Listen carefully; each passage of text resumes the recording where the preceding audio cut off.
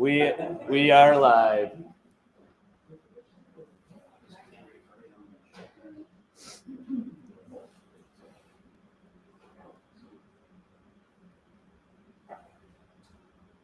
Hey Tim. Yes. You get off that, Oh. please. Just leave the meeting. You're in the room. You keep an eye on chat.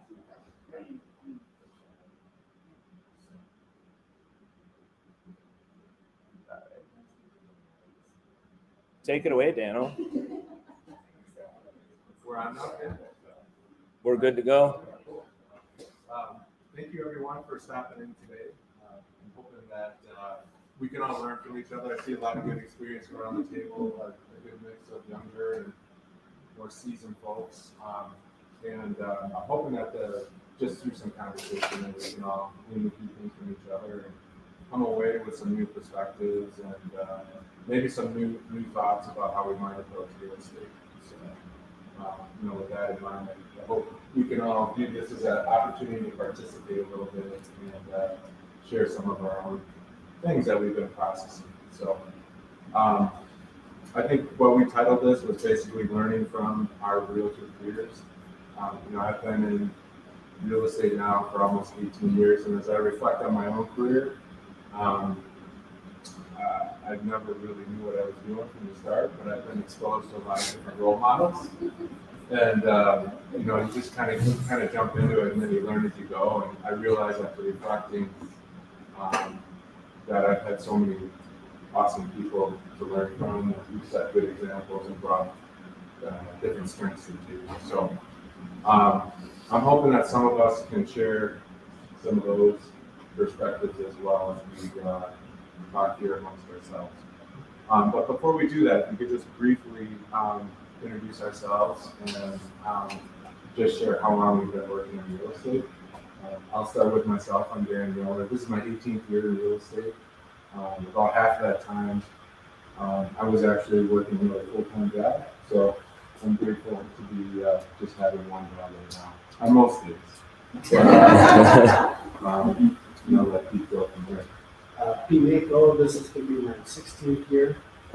Started at Keller Williams and just about even Steven 8 years ago. So, live in Sun Prairie. Not all that. That's about it. Doing an open house, one of these, about next week, 6. Agent-led series next week. That'll be kind of fun. Looking forward to it. Like sharing stuff. I'm Pam Roshine, 39 years. Oh. So I can stick it out through all next year. Yeah.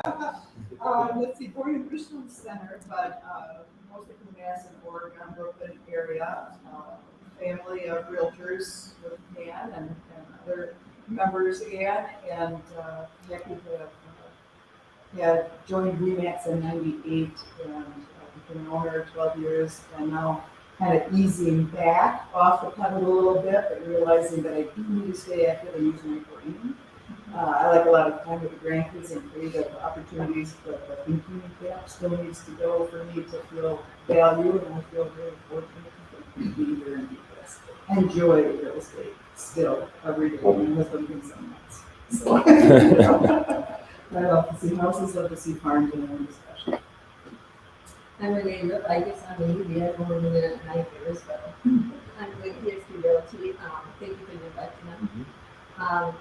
We love real estate. I too, love it. This is like my second career. Growing every year until this year, and now it's just like, market's just crazy. Not crazy, but Ty and I, 20 years. First year was with the Milwaukee Builder, 10 years with Rudian, 7 years for I know it's like a competition, so when I see that,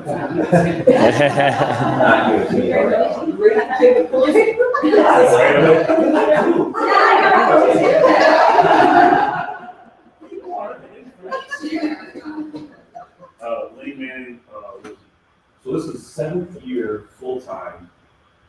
Going on 5th year. We got 4 4.5 pens, Remax pens, right? Yes. The first couple of years at Keller Williams,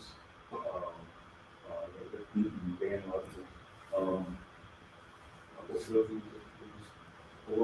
Madison area. Two kids. Whatever you want. Two kids, very active, working in Madison area. We do affordable housing development in the United States as well. So yeah, that's good. Tim Krieger, 20 years, started with Bruce Weber, 10, 11 years here. You guys are all crazy, my goodness. It makes it all interesting, right? This is, it's been such an up and down, and it's interesting to see the different markets and the different people and how everybody approaches it. And I appreciate you for kind of being into this, if that's right, we're putting this series together just to learn from each other and for each other. It's interesting. This is, I guess, my third career. Computers networking for a while, and the casino stuff before that, but that was a great time. For now, real estate, broker, management, support. It's a lot of changing stuff going on. It's exciting. Kids going off to college, last one, empty nest coming out. So crazy stuff going on, but exciting stuff. So there you go. I've got a pretty short story. I've been Max Woods. I've been in real estate for a year and a half on Mad City Green Homes team. And that's it. But I gotta say, this guy, you've got wisdom beyond your years. I've seen your philosophy, posts. Yeah. So number one, that's cool. Number two, great job getting out there on social media. And getting your name out there. I was really impressed by that, so I wanted to mention that for you. Thank you. Yes, I appreciate it. Good way to start the day. Yes. Yeah. Well, same as Tim, 21 year, going into my 20th year here, and started with the Remax system in PAM all that time ago. Lots of changes we've gotten to see. I'm just super stoked to have all this experience sitting in one room. I got to do it yesterday in the commercial world in Chicago, and it's just, you can't not learn. So excited to be here today. I'm Anna Shine, and I'm in my 9th year, and I'm with the Mad City Green Homes team. And I've been at Remax through my whole career. Started as an independent agent and team 3 years ago. And I also appreciate learning from Max's Sunday posts and things to think about that I haven't thought about before. So appreciate the opportunity to learn from others and grow. Jason Holtman, I think this is my 9th year. I had a 20-year career in college athletics. Before that, I moved here to work at UW, and Dan was my agent, and then handed me off to Tony, who is the co-owner of the Pure Integrity Homes team, which I started leading 2 years ago. So that's my story. So I'm almost all Remax people. I've been with Remax full time. Agents were invited, and some were going to attend. This is the first time we've done it out to everybody from everyone. I appreciate you coming. Thank you. Yeah, I was doing the math. I just saw this and I thought they were going to concentrate on some The networking for me over the years has always been the most informative, quick information that I never use. You can take a class, you can read a book, but hearing from others, their successful and mistakes, is always fun. I'm excited about this. Thank you. And we do have a couple of agents online too, so just know that if you are jumping in online, you can unmute and just talk, and I'll put your name and or video stream up on the TV here, and you're kind of at the end of the table if you do. Otherwise, if somebody comments or something, Dan will let you know, or I'll try to interject politely or whatever if we do have some interaction from people sitting online. If you're gonna though, be engaged, turn your video on and actually be here. Otherwise, we'll ignore you a little bit and you can watch from afar. But you probably learn either way. That's the only housekeeping. Could you go to the slide with the first question? You bet. You bet. The next one. You got it. Well, let's focus on that one. There's Dan. That's my high school picture. It's AI. Yeah, so what I felt comfortable with here is maybe having us share our thoughts with each other by posing a question or two first. I think we have over 200 years of experience at this table. And we've all interacted with a bunch of different realtors in our market. And, if we had to reflect back over time and think about 2 or 3 realtors that we've gotten to know in the past, you come to appreciate certain realtors. If you thought a little bit about that, who would those realtors be? And what is it about them that you appreciate about them? So I went old school and I put a note card and a pen by everybody's seat. So if you guys, you don't have to name a realtor, but if you can think of someone with some of the traits that you appreciate, that would kind of get us into our conversation here about what we can learn from each other, some of our thoughts in our business.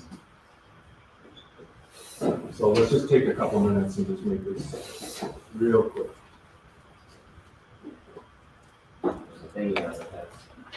Oh yeah. And then just as a friendly reminder, we're online. So, and just reminding everyone. Don't swear. No cussing. No cussing. I got nothing. Thanks, Pete.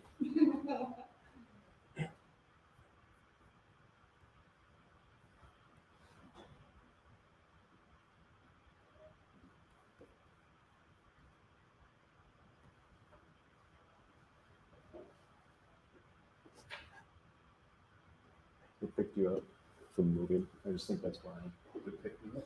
Because you moved. It's kind of neat. It's weird. Yeah, because it just takes the whole room at the same time. Now it just picked you up some. Well, it's supposed to be picking things up because of Show me. audio. Show me. There I am. That's awesome. I thought it was going to be worth the, and we'll see. Scott Ellenbow, Scott or Cindy or one of you guys that's on camera, if they unmute and speak, they will show up right here. So That's really cool. we'll see how that works.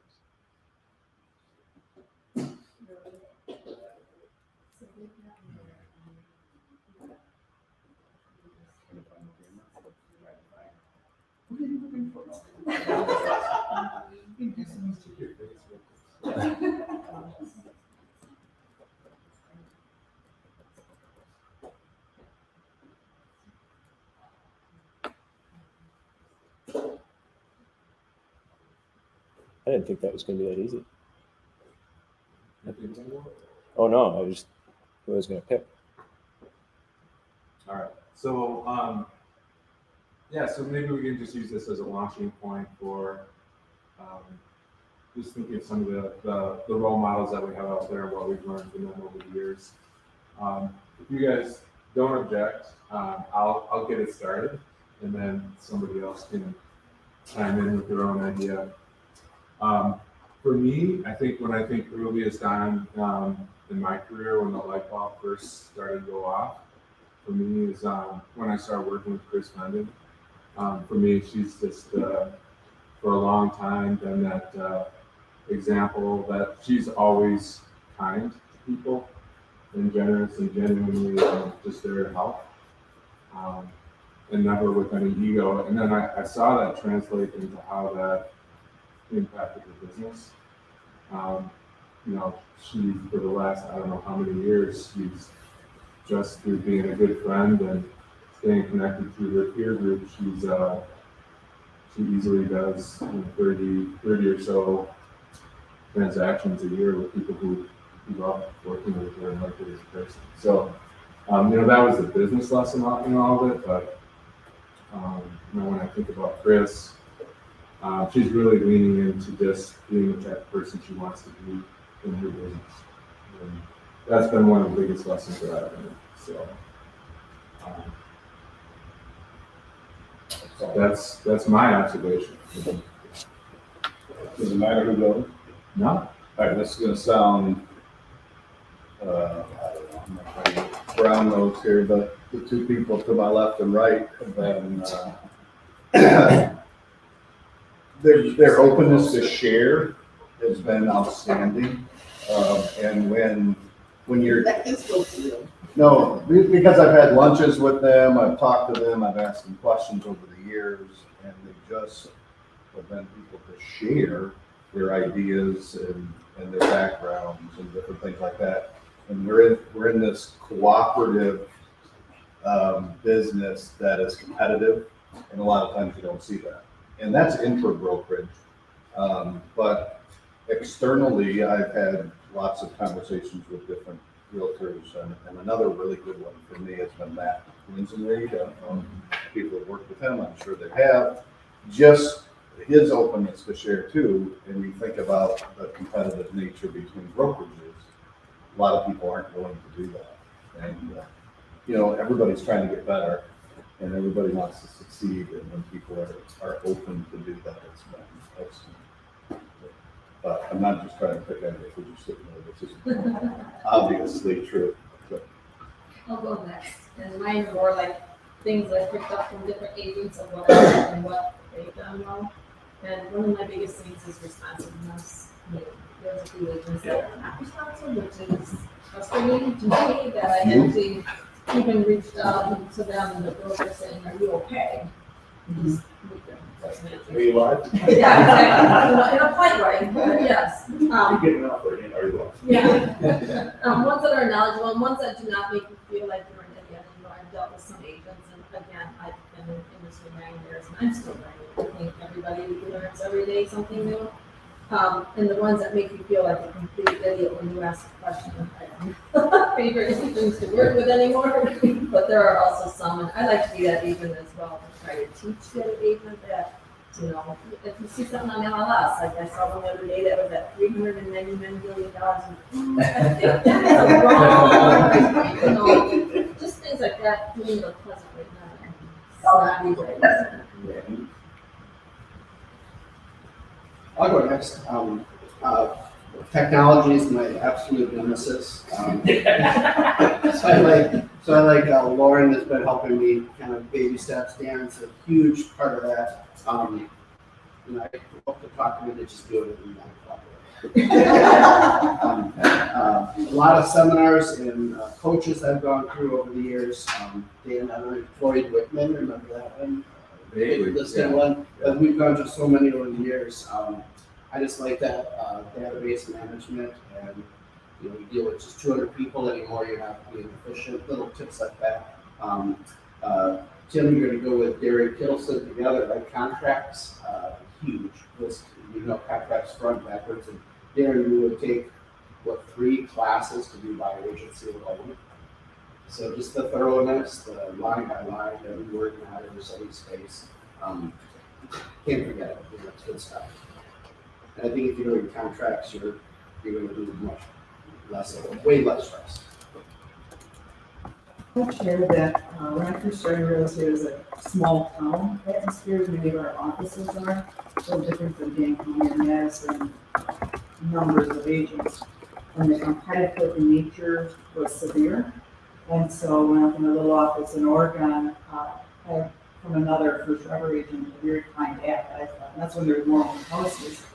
But this person would, Monday after Sunday open houses, call you and say, "Hey, buyers stop in, they seem really interested in the property. I just thought you should know, and maybe you already knew that they were there, and there's something there. But I just wanted to, wish you luck, and it was great to see you. How are you in real estate?"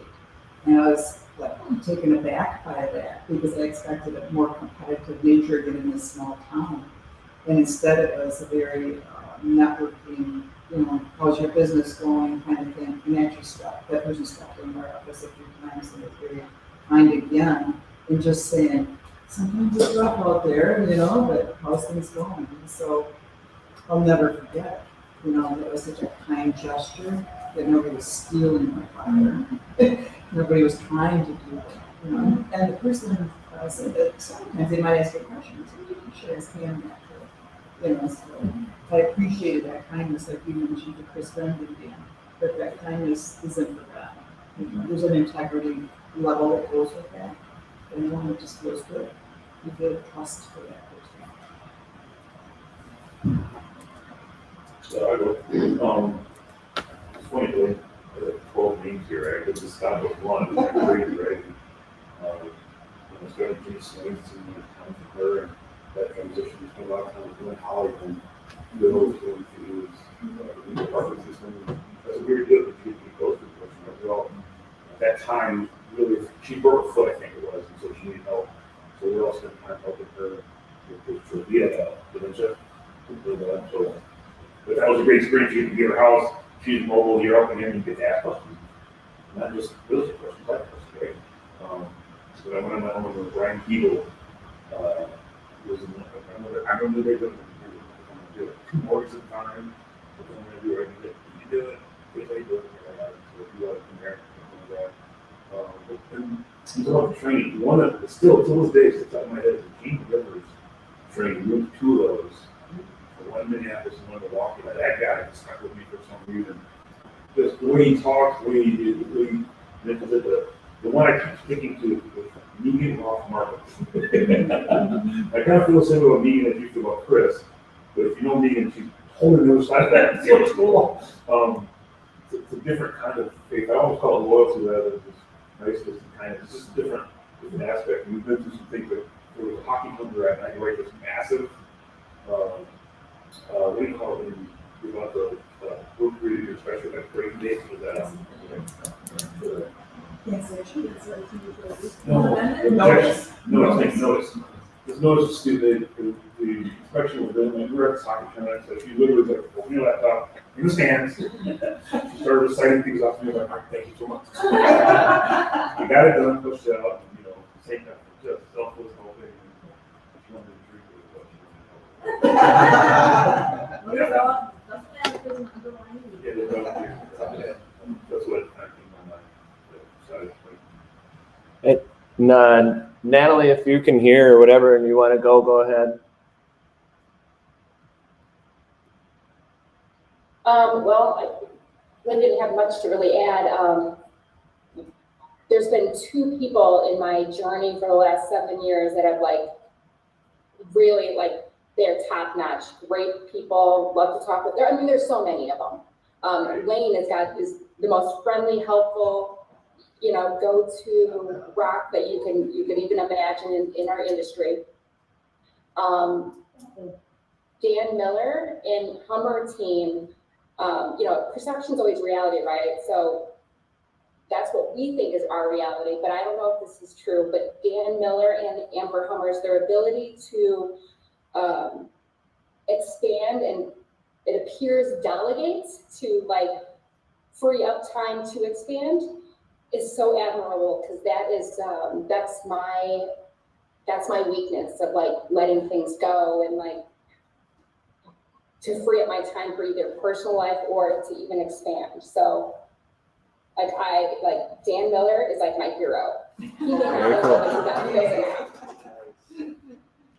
Well, we're definitely going to leave here this morning regardless. Feeling good. It's awesome sharing those ones. I'll just go since I'm already talking.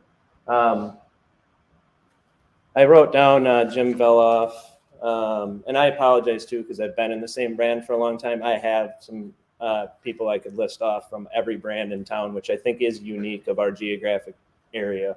I really do. I mean, serving on the MLS board for a long time and being in some of those different things. When I go to other cities, and especially not just bigger cities, but other cities in general, the amount of cooperation that Jason spoke of, and I think all of us have experienced a little bit, it's definitely unique to around here more than we give it credit. So I think that part's awesome. But I wrote down Jim Veloff because he's one of those, almost everybody here mentioned kindness. and he exudes that word all by itself and all the intricacies that kindness brings along with it, or whatever. So I feel like just lucky to be around somebody like that. And then somebody that and it's funny because I can say this and she could watch it and it'll be okay. But Julia Labrando is somebody that I met early on in my career, and she scared me to death. And at the time, maybe a bad way, I was like, what the heck is going on? But there's this, you ask what I've come to admire and respect. And I don't know of another agent I've ever met yet to this day that knows our craft and our law and our procedures and like anyone as detailed as that particular person does. And I think it was really motivating to see somebody put that much into what we do, as an industry or whatever, and like really embody the whole thing, not just serving over here, not just doing deals, not just the community piece, not just the market. Like she just really, really did it all. So anyway, that was my choice. I'll go. I guess to bring the spotlight back on our team. Granted, I've only been in the business for a year and a half, so I still have a lot of people to meet. But I guess getting into real estate, I thought it was going to be everything that you see, on TV, just a cutthroat, competitive world. But getting onto my team, it was a completely different experience in the sense that, not only were they getting me endless opportunities and taking the time to walk through everything, but just everybody on the team wanted me to grow and excel in this space. And it's just definitely not what I was expecting. And I think for, somebody that's my age and, just kind of the connotation that goes with that, they understood that my scope is a little bit different, but saw how that could be a strength, and they've really just given me a good foundation. So, but I think even going across the entire MLS, everybody that I've talked to that, whether it's questions about a listing or, talking through an offer, I think that there are a lot of good agents out there that are just very open and willing to help. And I think that, that's just something I really admire in anybody that I talk to. So, yeah. I had a lot of the same words that everybody else came up with, cooperative, little ego, just a desire to want to work together. So, okay, echoing some of this. I think I'm last. One name came to mind first, and it's you. And, everybody acts great when everything's going well, right? But if you strike me as, or not strike me as, I believe you have integrity. You're calm, your demeanor. I think if your back is pushed up against the wall, the claws aren't going to come off. You're not going to stab anybody in the back. That integrity holds. And I see that on your team as well. So your name came to mind first, so I wanted to put it out there. So, because I'm an introvert, I get credit for that. A couple other ones just came to mind, and maybe pieces of other people. And I just want to mention one interaction I had with Carrie Leston. Now, she's maybe a little cutthroat, but I remember I submitted an offer on one of her properties once, and she picked up the phone, called me, and said, "What's it going to take to get this done? Let's just figure this out. Let's not go back and forth." She was just down to business. Like, let's get it done. And that's always kind of stuck with me, of that attitude of let's quit messing around, let's quit playing games, whatever we can send 7 numbers back and forth. Let's just talk and get it done. And it wasn't so much negotiating. It was just let's cooperate and get it done. So I remember that early on in my career. I just remember I can't even remember her name right now. This was in my first maybe month or two. She said, we were in the office, and she says, "Hey, I'm meeting with somebody to present by your agency. Why don't you come in and watch?" And Pete, you do stuff like that wonderfully. Some people would say, no, this is important, I can't have somebody else there, I'll do this, and some people have a teaching and helping mentality. You strike me as, again, strike me is the right word. You are, very helpful in that way. And I just remember another time early on, new construction, I wrote an offer and I messed up the proration. And, because I didn't do the reproration thing, I didn't know about that yet. And this listing agent was kind enough to say, hey, you should really do it. She countered, she did it right for me. And I thought that was just because it was the right thing to do, even though she could have got away with something for her seller. So that was pretty cool. So that's all.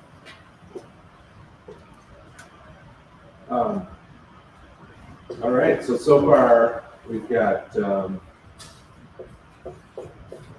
themes along the lines of people who are open and sharing, people who are responsive, easy to work with, people who are kind, people who help us learn and grow, people who teach, friendliness, people who get to know you on a personal level.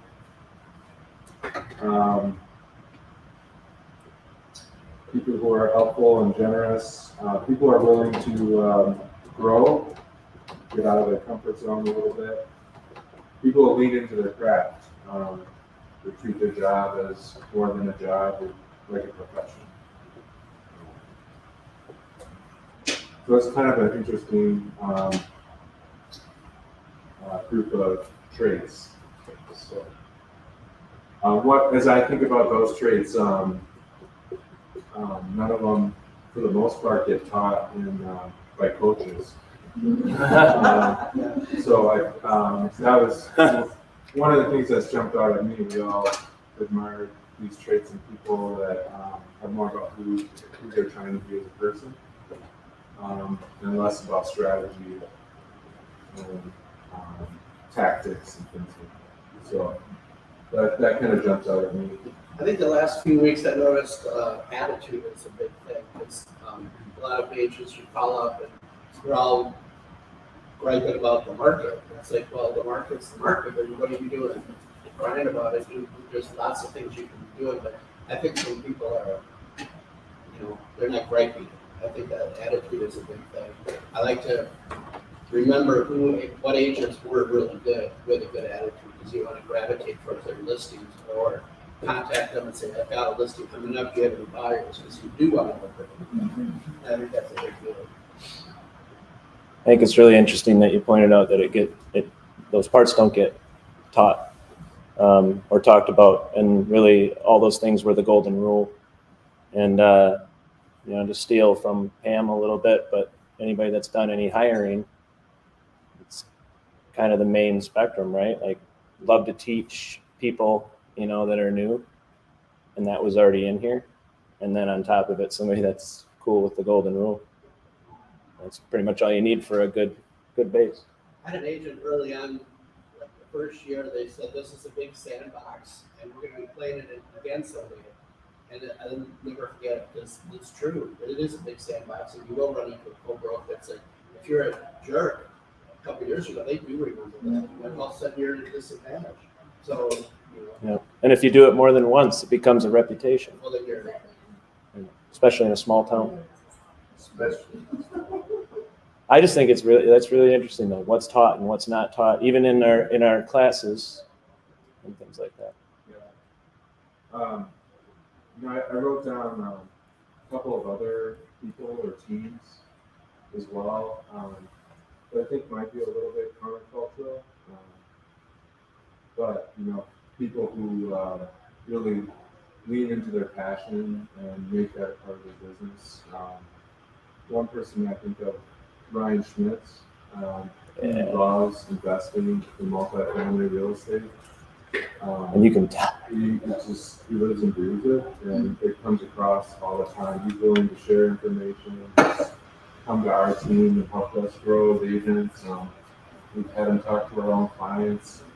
He's just totally into it, and his business thrives because he loves what he does. So that's kind of cool. Another one for me was Alvarado Real Estate Group. I mean, We get taught, I think, a lot, either subliminally or overtly not to rock the boat, or not to get too controversial or off the mainstream in some people's eyes. But they totally lean into their passion, which is social justice.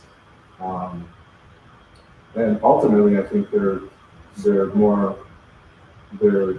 doing that, their businesses, they're using their business as a platform for their mission, and their mission as a platform for the business. And I don't know, I think there's a lot to learn from that. And along those lines, and then I'll stop talking, is one of the things I think I've come to over the years is that we're not here to please everyone. We kind of have to, what I offer is it's not going to appeal to everyone, and what Wayne offers is not going to appeal to everyone. We have to be okay with that. There's plenty to go around. That notion of sufficiency, and you can just find enough abundance within your own sphere, which is gradually growing over time. I think that can be really liberating. To know that there's a lot of opportunity out there if you just kind of lean into who you want to be and who you want to serve. That's all I'm so, That's not all. That's hardly. yeah. Ryan told me right off on the house I live in. It was a weird deal because it was in the forest, and there was some weird stuff that I couldn't figure out how to get around. It was like, it was holding together. Till this day, I think it's good. Yeah. This is their third baby, right? Yep. Yeah. No, yeah, right, yeah.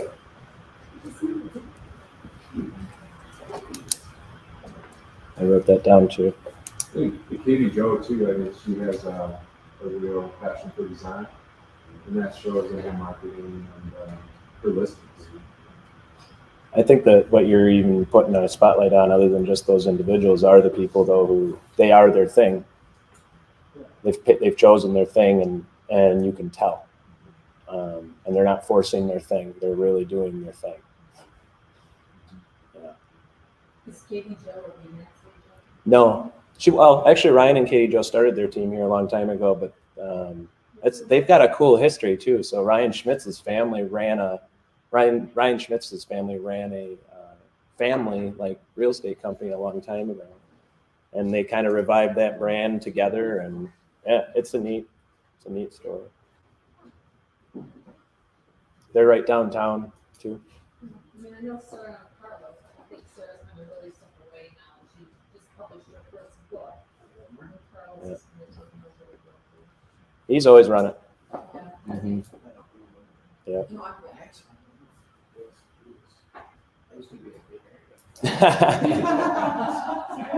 Whatever, you're always serving us still, Pete. So there's a comment too, it's those that serve and those that want to be served. right. You know, you figure that out in this business. Yeah. Most want to serve. I have a random comment to throw in, if that's okay. The calls I'm getting and the discussions I'm having, it's a different market out there, and I mentioned before, the calls are coming out a little bit, and I'm hearing a little more animosity or, complaints about other agents, or hearing more of, where for a long time, you didn't get the deal, you submitted an offer, you didn't get the deal, it's like, okay, we're moving on to the next one. Now I'm hearing more frustration with that. And what I try to tell people is, what can we take away from it? The deal's done, or the deal's not done, it happened. Don't throw blame somewhere else, or inward, and say, well, what can you learn from that? What could you have done differently? So you can at least learn from it and move forward, and next time maybe do a little bit better. Because if you look at things objectively, you can't control what the other side did, but could you have done something? Could you have made a phone call? Could you have? I hear so much about, still offers on Monday night that gets accepted on Saturday, and someone's mad because they were going to write the offer on Sunday. Well, we know we should back that up and get your offer in as soon as possible. So I just wanted to put the message out there. When things go wrong, just try to look at how we could do it different and become a better realtor as a result. That's all, for now. If you're good at that, you're if you're good at like, asking the agent questions, right? You generally get them talking. Okay, I got a buyer interested in what's going on, what's going to work. There's a lot of people aren't doing that, right? Because what's your activity? Favorite question. What's your activity been like? And the feedback. Okay. Yep. I just alongside David.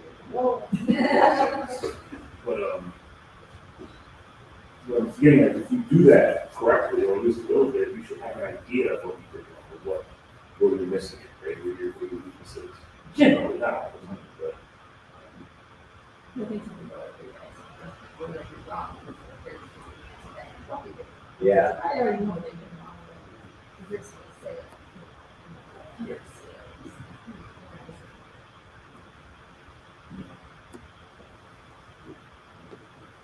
Which I was taught, and this is our total episode, and I was taught through my first brokerage to always check seller has right to cure. I learned very quickly last year with the deal, then everything knew nothing. So if anybody gets an offer from me, I'm not doing so on the right to cure. Because we won't negotiate, but I'm negotiating the right to cure into a horrible experience. Well, I think something you just shared, triggered something to me, like back when you could write in cleaning into an offer, Yeah. because there were 17 listings to every one buyer, and not the reverse of what we are right now. I don't know how many times Pam and I said that's the last offer I write without putting in a house to be professionally cleaned or something like that. But in reality, it wasn't me, and it wasn't the other agent. It wasn't even, like whatever. But so now I have to take that experience, and I argue that's the experience that we don't get a whole lot of value for in certain markets. But that was that experience then that I just needed to share with somebody else. Somebody else still might not care after I tell it to them. And that was something else too that I think even Pam shared with me once very early on. It's not your job to tell somebody that a steep driveway in the middle of a winter state might be a difficult thing, and you shouldn't buy it. It's the last part that isn't really actually anything to do with you, and I was taking it past representing somebody to projecting what I wanted, or whatever. Maybe they have diamond studded tires that'll last for the rest of the eternity, and hills and things don't matter to them, So anyway, that example of that teaching lesson of you're representing somebody, you're not them. Don't put yourself in that place. But that's a good point on the cleaning, because my idea of cleaning and your idea of cleaning is two totally different things. Yeah, just to have sweet cleaning, well, again, that's, very subjective, that I never, but now, with the market the way it is, you want to add anything additional that might jeopardize anything. One of the first things that Dan did for me is when I sold my own home. Remember you came over with the flatbed? It's like I was freaking out because we were going to closing and they said, this is improved swept, and I had extra doors underneath the staircase. And it's like, why can't I leave these doors? And they said, well, we don't want any of yours. And it's like, oh, wait a minute, that extra trim, which is allowed, and carpet, improved up condition, that's the definition of it. And they want them all out by everything. I don't have any, my car was full of stuff, so it's my house was moving. So Dan flew over like an hour with a flatbed and saved his skill. Yeah, He's threw it in the field. that was fun. Yeah, what neighborhood was that again? It is like things you learn that you might help somebody pack. Yeah. You might help somebody clean. Well, and honestly, that's why I got rid of my pickup truck at one point or another, because professionally, I didn't want to do that anymore.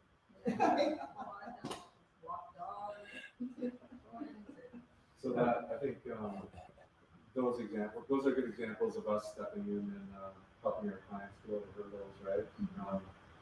And just kind of being in the moment and breaking from convention and doing what needs to be done, right?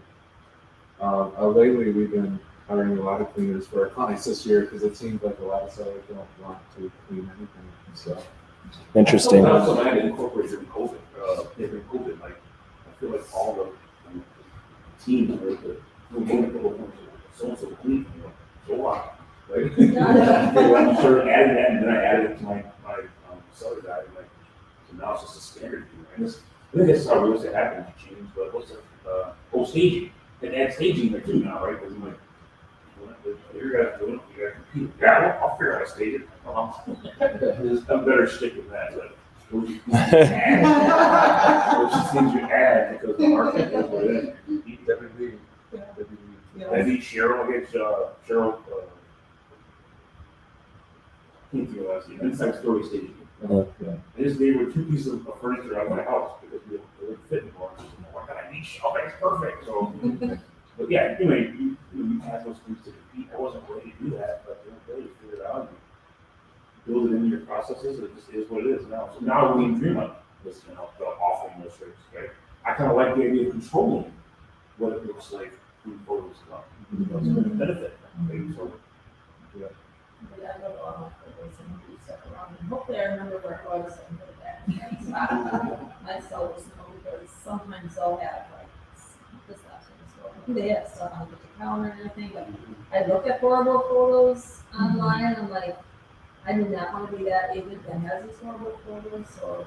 Oh my, that drives me crazy. I'm really good. Oh, yeah. there was one over at the cottage grove, it was a girl with Chuck and her team. It was this farmhouse, and I was like, the big, when you look at the pictures, like, there's a trailer hitch under the master bed. I told him, I'm like, Chuck, what? He's like, don't ask. Don't ask. Don't ask. I knew it was sticky, don't ask. Yeah.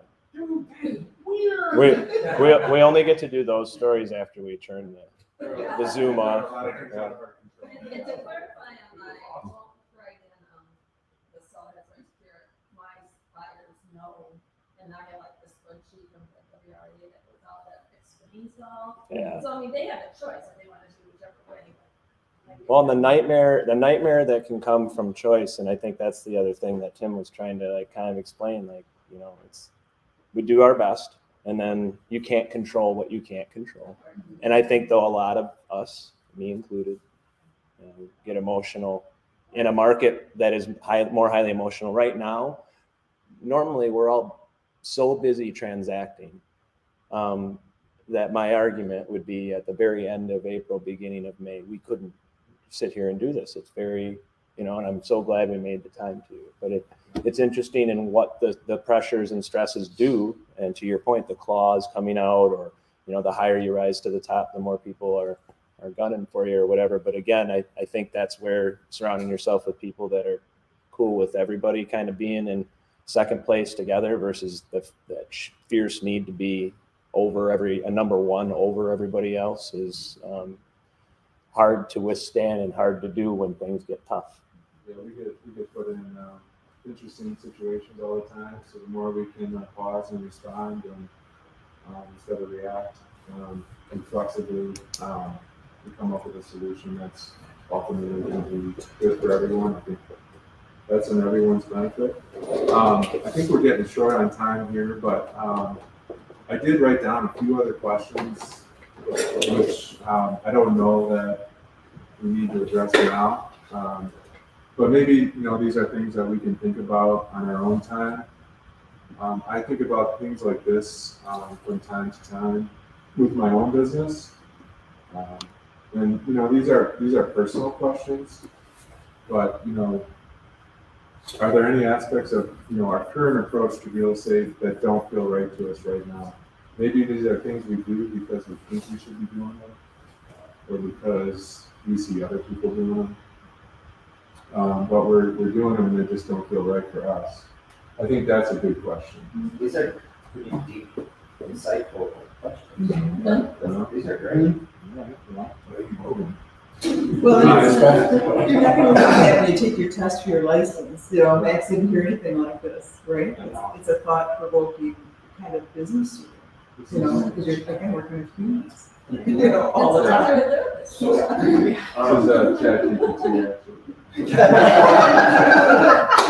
This is actually not Dan Miller.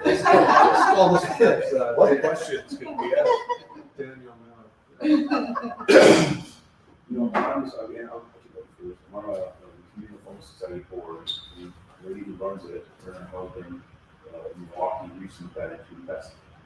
It was kind of a group like our real, like we were kind of real estate investing cohort, if you will.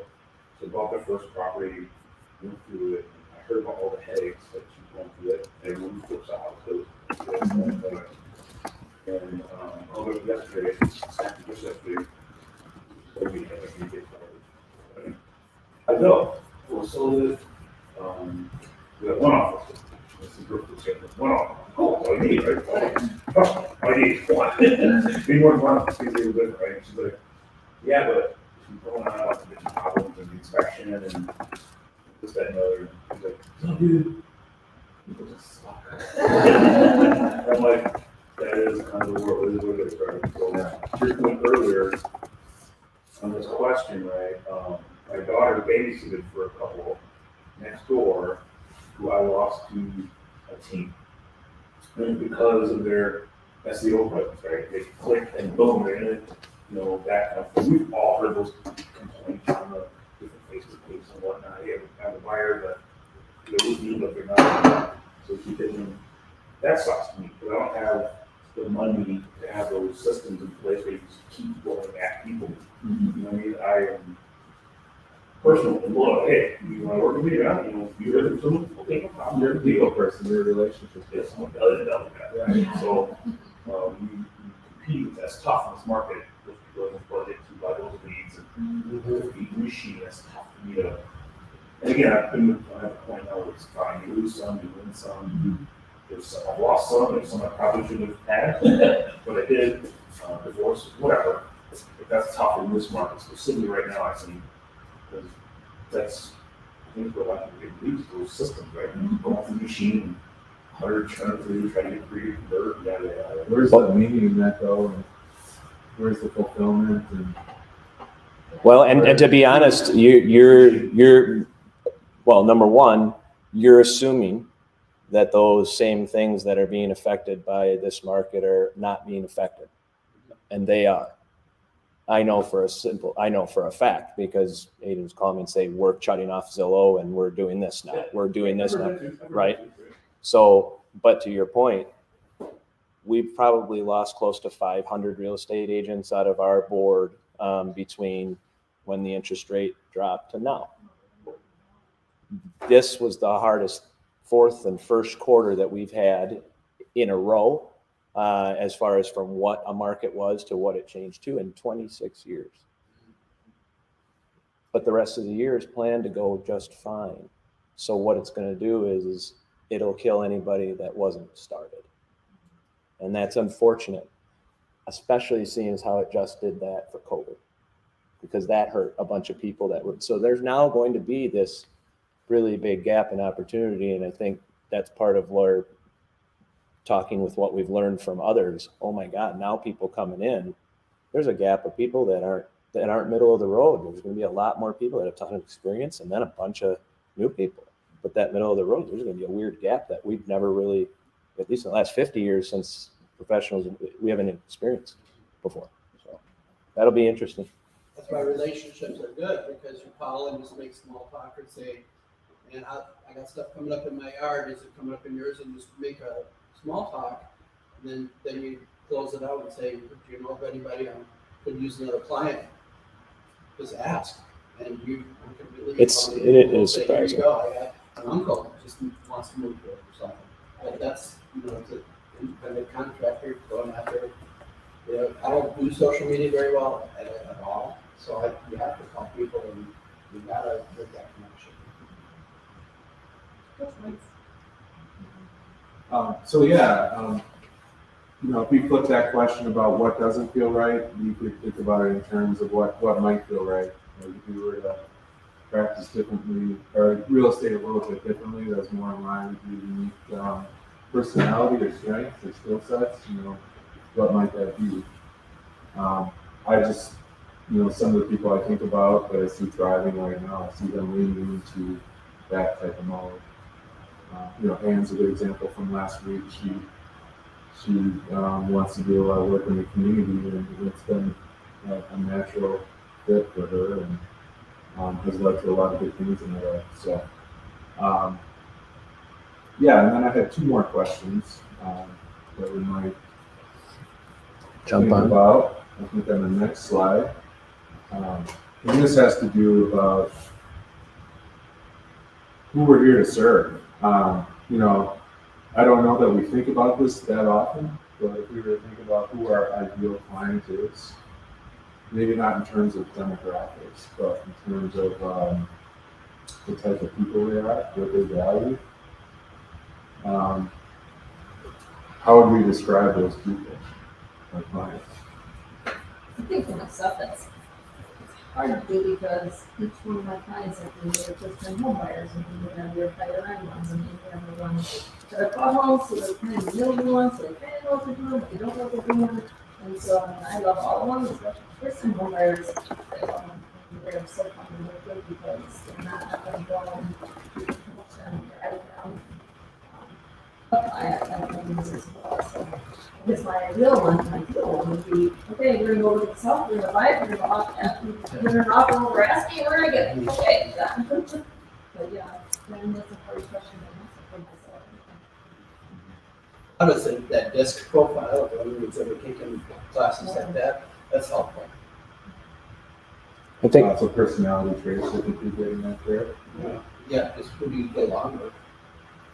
And then so if you have someone here that you don't really belong with, No, I've actually told people this, I'm probably not the best fit for you, you could use this person. some other Yeah, like an ID, I'm not really good at, there's one that's. But it's not worth it.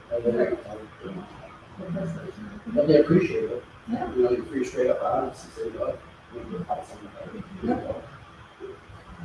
Disarming someone a little bit when you're freaked out about the money, if you take the money out of it, if they'll let you, because it gets in the way.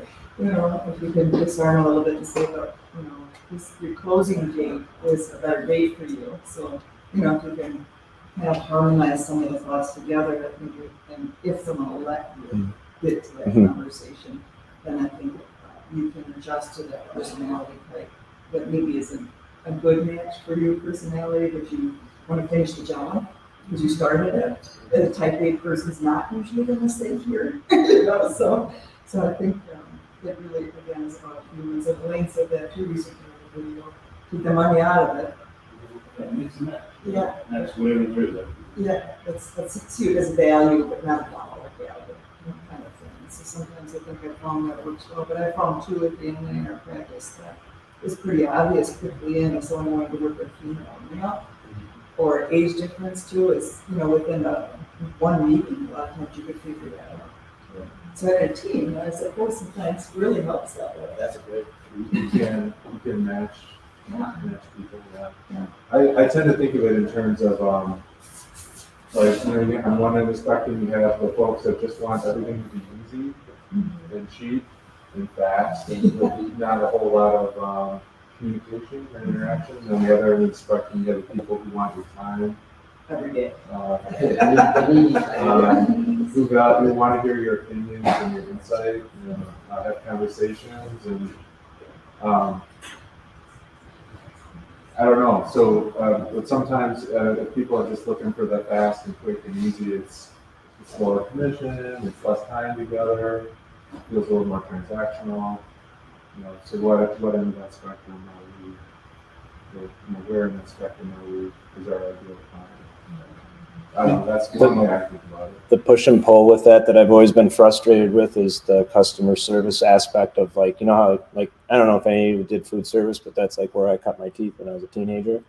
And the customer was always right. And I just remember getting yelled at, and sometimes the person just being really rude and unkind to me, and me learning to have to say, I'm so sorry about that, or whatever.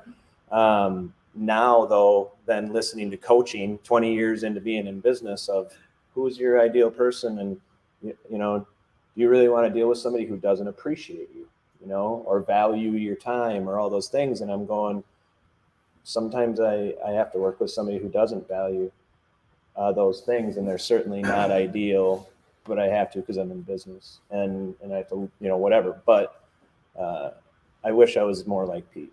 I wish I could be more this just isn't whatever, and maybe try to shuffle them somewhere else, because you can waste a lot of time an effort too with the wrong client. So I had bangs when I started. I was hoping to grow bangs. One other way I think of this too is based on values. So, if you're clear on your own values and then you build those into your business, then you might be more likely to attract people who have those same values. So, we have these 3 words on our team, which is community, relationship, and real estate. So every newsletter that goes out, every newsletter, we always have something topically that addresses all those, and just kind of build that into what we do. And over time, I do think we tend to attract certain people that resonate with that message. That's why I like branding and marketing so much, because my brand is very colorful and pink, and I've had corporate executives that are like, oh my God, you just seem so nice. And I would have never thought that was like, our values align. And so I kind of like the colorful because it'll weed out the people that are not the right fit, and it'll bring in the people who are. And it's fun to build a brand around like what you want to see. Well, it's interesting how much you can do with color too, which I normally don't even think of. You have a very distinct feel when you put yourself like that. It's very, very warm. I think so often we try to appeal to everybody. We want every client we could possibly get. So we're kind of in the middle of the road. But what you're talking about is have a personality, have some values, be yourself, and you're more likely to attract that portion of the community that you rather work with, rather than half connecting with everybody. Better to fully connect with people that align with you, so they like your values. Politically, even, you have to be careful, but if you stay in the middle, you don't connect with either side. You have to be careful not to alienate someone. So politics is a little different, but I think what I'm hearing a lot of your message is have some personality, have some vision, have your own style, be passionate about what you do. I think we can easily water down our own offerings and our own messages just by subconsciously trying to fit in and not leaning into what feels right.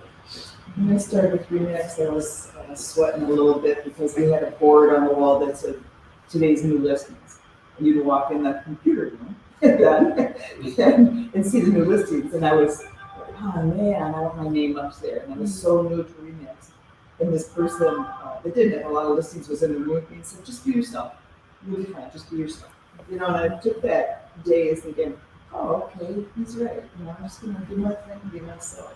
And that is something that still pops into my head once I hear somebody else saying, I had my listings, they've got 5, whatever, it just makes me think of that moment.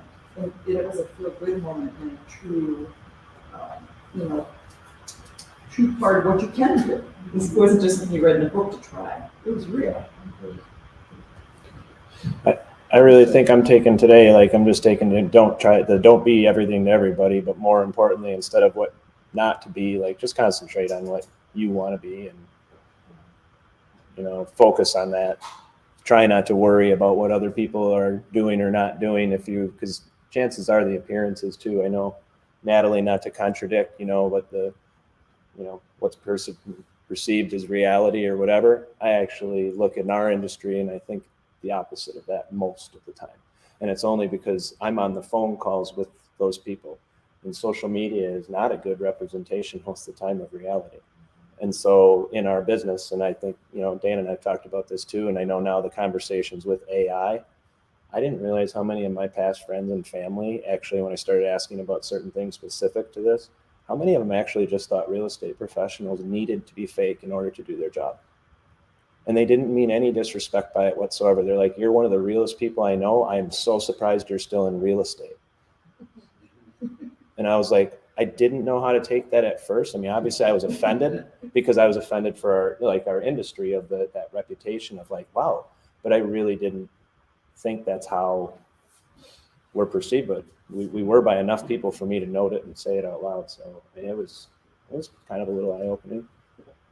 Even people that and trust kind of see it a little differently.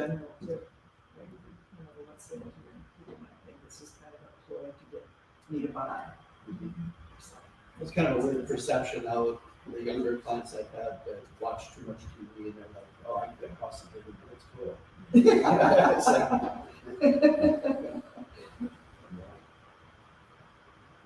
That's actually, that kind of ties into the approach that you would have too, depending on who the client is, not just who you are. Yeah. And then I just have one last thing on this little topic. Just a couple of examples. I know Anne recently got a referral from somebody that she last heard from 5 years ago. Is that it? Yeah. And somebody that has appreciated working with her, but wasn't always responsive to her reaching out to him. But that doesn't mean that he wasn't appreciative of who she was and how she's helped him.